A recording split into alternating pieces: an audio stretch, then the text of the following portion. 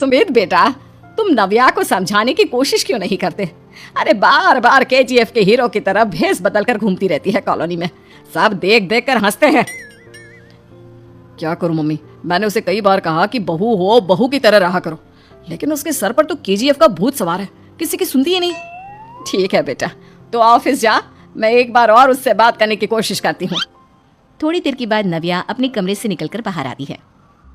अरे बहू, ये क्या, तुम फिर से केजीएफ की एक्टर बन गई?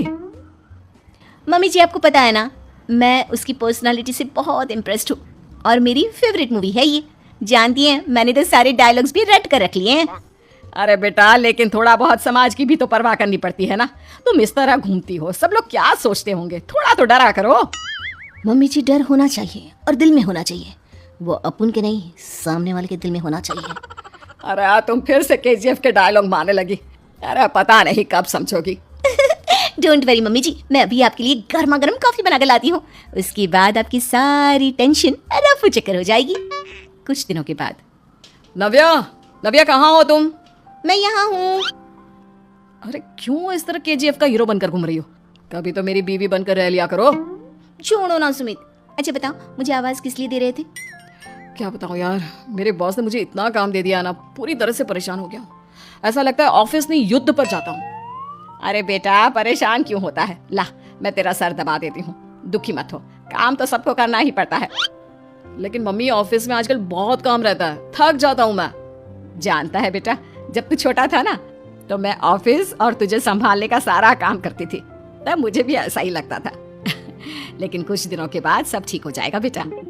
सही कह रही है मम्मी जी, तुम अपने आप को ऑफिस में काम करने की वजह से योद्धा समझते हो, लेकिन जानते हो, इस दुनिया में सबसे बड़ा योद्धा एक माँ होती है। अरे ये डायलॉग तो मैंने कहीं सुना है। जरूर सुना होगा, केजीएफ फिल्म का डायलॉग, भला किसने सुना नहीं होगा?